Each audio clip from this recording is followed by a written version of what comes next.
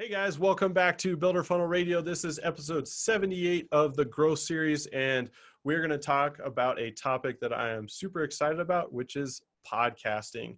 And should builders, remodelers, contractors be podcasting?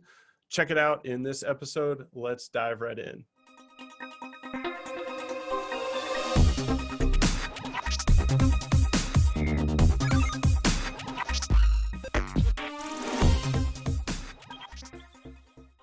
Hey guys, welcome back to another edition of the Growth Series.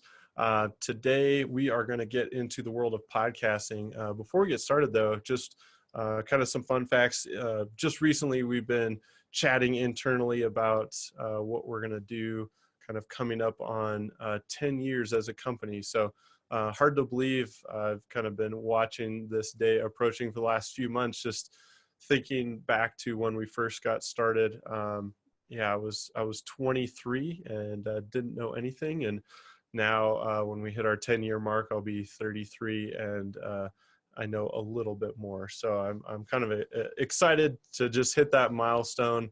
Had a lot of kind of fun times, a lot of challenges, a lot of struggles, but it's really cool to see kind of what we've got going here, and I'm sure all of you listening too, you're at different stages of your business journey, and it's always fun to just take a little bit of time to reflect back and think about some of the highlights. You know, we've been kind of compiling some of those from the team and thinking about some of those.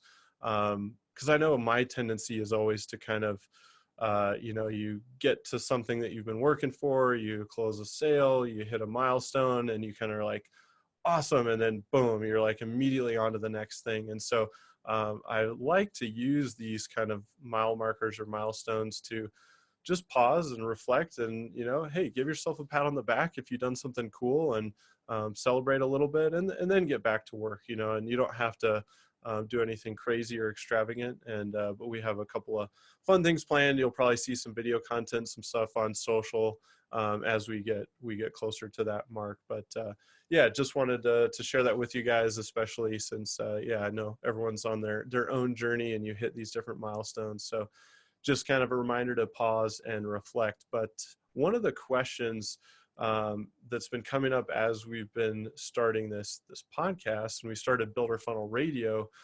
probably about 2.5 years ago now, or a little over 2 years ago. And it's really turned into so much more than I ever thought it would be. And originally we said, hey, we're going to start this podcasting channel, as digital marketers. We're always looking at content, like how can we add more value to our readers, to our audience, to our social following. And so we had been blogging very consistently for a lot of years. And we said, hey, we should try to convert some of these topics into different mediums. Like maybe people want to listen to stuff. Maybe they want to watch videos. Maybe they want to consume it in just different ways. How can we continue to educate? How can we continue to share? And we liked the idea of also being able to bring in other experts and other guests onto the show, so we could kind of compile that expertise and bring it all under one roof. And we're starting to really see this podcast, Builder Funnel Radio, as a destination for information on how you can grow your construction business. And so we cover kind of the whole gamut, and we're able to do that because we bring in these guests. But the reason I'm talking about podcasting is a question that keeps coming up as more and more people have been listening to the podcast, watching the video versions of the podcast. They're starting to ask, hey, as a remodeler, as a builder, as a contractor, should I be podcasting? And I've been putting a lot of thought into this over the last several months, to be honest, probably about 6 or 7 months, and thinking through the strategy and what the play there is. And I think I've got a pretty clear answer in my mind. And the short answer really is yes, I think there's a big opportunity in podcasting. If you look at some of the data and some of the statistics, like we're still kind of earlier on in terms of complete adoption of regular podcast listeners for just the average person. I think the latest stats I saw was maybe around, a third of Americans are listening to podcasts like once a month or a couple times a month. And then there's a smaller percentage of people that listen regularly, meaning weekly or sometimes daily. So they have several podcasts that they follow. They consume lots of information. Obviously, you guys listen to podcasts because you're listening to this right now, but I'm sure you listen to a number of podcasts because you have different interests and you're trying to learn different things in different categories. And so it's really become a great channel for learning and education, but while you're doing other things. So you can be at the gym, you can be driving around. Maybe you just don't like reading. And so this is a great way to learn, but it also is a little more dynamic too. Different shows have multiple people, they have guests. And so it can be a little more maybe dynamic and interesting than maybe just a book or an article or a blog post. And so what I want to get into today is really thinking about, like, where is the opportunity for you with podcasts? And then we'll kind of get into some specifics around like how much time it takes and process. I'll share the technology that you need to get started. And in the show notes, we'll have links to everything too. So if you guys want to pick up some of the equipment that we're using, I'll have just easy links to Amazon and recommendations and kind of what I've learned along the way. But you don't need a whole lot. It's a little bit easier than maybe you think in terms of like an equipment standpoint. But let's talk strategy first. So here's what I've been thinking about. So let's say you're a remodeler. You're saying, okay, I can start a podcast. Why would I do this? Well, a number of reasons. So the first one is anytime you have a platform like this, you have a regular radio show, basically your own podcast. If you record on video now, you've got a regular kind of program there. It elevates your credibility. So that alone, just saying to a prospect or somebody that's learning about your company, oh yeah, we host a podcast, a weekly podcast, and it's called, the XYZ show. That immediately just gives you credibility. You could put it into your email signature. You could put it on your LinkedIn profile. And so people are seeing that. But let's get into where I think the pretty cool opportunity is. If you're a remodeler, I know a lot of you work with architects, or you get work from architects, but you'd like to get more work from architects. Well, you could, as a strategy, start a podcast, and you could start inviting architects in your town, your area, to be on the show. And you could reach out to them and say, hey, John, I know you've got this great company going. You're doing some amazing, design work. I really like what you're up to. I'd love to bring you on my podcast and have a conversation about what you're up to, kind of talk about your business, your design philosophy, some of these things, and then we're going to promote it and help promote your business. And so the offer to them is kind of a no-brainer. They can come to your office or just do it over a video conference, and they don't even have to leave their desk. And you're basically going to ask them questions about their business. They get to talk about what they love and what they know, and you're going to promote them for free. But now what you've done is you've formed that relationship with them, because you probably had a short conversation kind of explaining what the process is, how the show works, what's required of them, and you get to know them a little bit. Then you hop on the recording, you chat with them, and then you say, okay, we're going to kick off the show. You have a 30 to 45 minute conversation, and then you talk a little bit after about how it went and how you could help them. And then boom, now you've got probably an hour to 2 hours of time that you've spent with this person. You've made that connection. And just imagine that alone, if you did that a couple of times a month and just had a bi-weekly show, you'd have 24 different relationships formed with 24 different architects. And now they can potentially send you work, and you've connected with them. And maybe not all of them do, but let's say a third of them did, or half of them sent you one extra job every year because you took the time to do that. Well, that could be a really powerful strategy in and of itself. But you could also bring on other people on the show too. So like realtors. Realtors are often referring work to builders or remodelers when they get people into their pipeline and they're trying to help them out, and maybe that's not a good fit, or they're going to sell them a home but they know it needs remodeling work. Like, they like to have those people in their back pockets, people they trust. And so again, just as a relationship building tool for lenders, subcontractors, architects, real estate agents, all these people that you want to have in your network, and you want them to know about you, and you want to be at the top of their list when they bump into somebody that needs what you have. And so I think that alone in and of itself is a huge strategy. And if you did a weekly show, you've got 52 new relationships that you can form every single year. And probably after a year or two, you will be very well networked, very well connected with everybody in your area, in your town. And suddenly you've got work flowing into you. And again, the proposition is kind of a no-brainer for them. Hey, I'd love to have you on my show, build up your credibility, basically talk about what you're up to and your expertise, and help promote you on my podcast. Not that many people say no to that. And so you do have to do some, figuring out of, okay, who do I want to have on the show? Making that list of people. You come up with a little, email outreach, and then you start sending these emails out and booking some time to connect. And that's exactly what we did when we first started our show. Ultimately, it got to the point where people start asking to be on the show because you build a big audience. And so they're reaching out to you, they want to connect with you. And so suddenly you've flipped the script, and now you're kind of in the power seat, so to speak. And they're saying, hey, I love what you're doing with the podcast. I'd love to be a guest. And they're kind of pitching you on why they would be a good candidate for your show. And then I think the important thing to keep in mind is, like, who is your audience and how are you trying to add value to them? And just making sure that if you keep that in the back of your mind, then as you bring on guests, you're really wanting to find good quality people that know their stuff, and, really add value to your audience.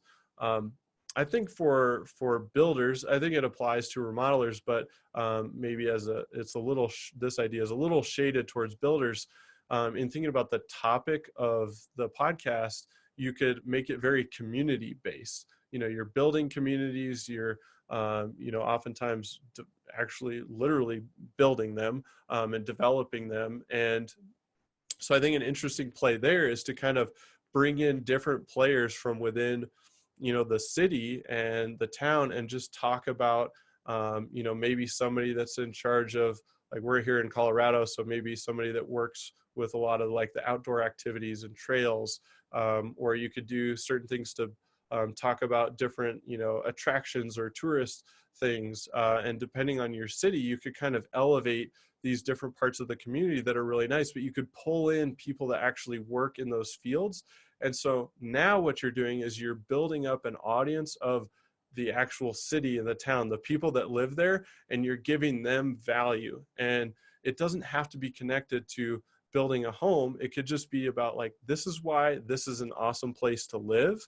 And suddenly, because you're the host of the show, people know your company, they know your name. And so when they're in the market for buying a new home or remodeling, I think this concept applies to both, then you're top of mind because you've put yourself at the forefront of promoting the city and kind of highlighting all the fun things to do. You could even have segment on top restaurants, or different activities or shows that are coming in, different events and attractions and that sort of thing. But then you could talk about different neighborhoods or new developments or what the city's working on. And so you kind of become the community news in a way, but you can create it in such a way that it's actually super valuable to the people listening. And now, like, once you started that show, it's going to be tough to compete with you, and it's going to be tough for another builder or another remodeler to create the Colorado Springs local show where you're talking about community related stuff. I mean, there is room for more than one, but typically that front runner, the person that is leading there, is going to kind of take the lion's share of the listeners. And so the really cool thing is, by doing that, you again build your network, but you also build this audience of people that live in town and are going to be potential customers. And so a lot of those listeners may not buy from you today, they may not ever buy from you, but a huge chunk of them will buy, and they're going to listen to you. And so when they actually get to the point of buying, they already feel like they know you, they trust you, you're an authority, you've got this your own show. And so I'm really excited about the opportunity for the construction space with podcast, because I think it works for you on both fronts. It gives you, the networking ability, but also it helps you build the audience of your target customers and prospects. So that's my general pitch for podcasting, with a couple of like very tactical ideas that you guys could take. And I think again, the very simple one is just finding guests and types of people that you want to have relationships in that can refer you business. And that alone, I think, would make it worthwhile. But let's talk about logistics a little bit, and then let's also talk about distribution.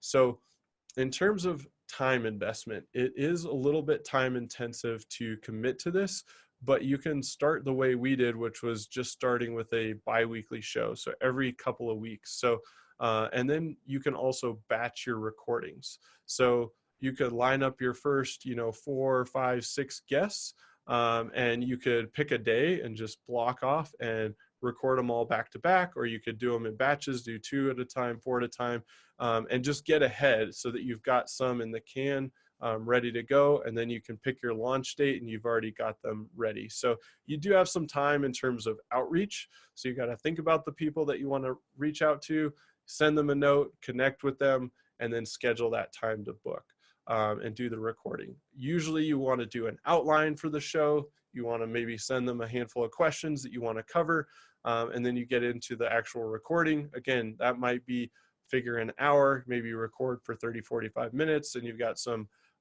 conversation going before and after the show.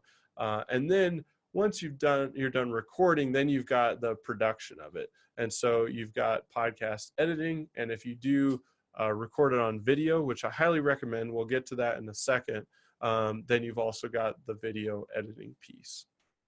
So from there, you can work your way into leveraging a platform like SoundCloud or Libsyn, and there's several podcast hosts very similar to a website host, where you basically upload the audio file and then it will distribute it for you to iTunes, Spotify, SoundCloud, Stitcher, all those main podcast platforms and feeds, and then people can start finding it. And here's where the really powerful piece comes in, is that this is a monster opportunity in terms of content and content distribution.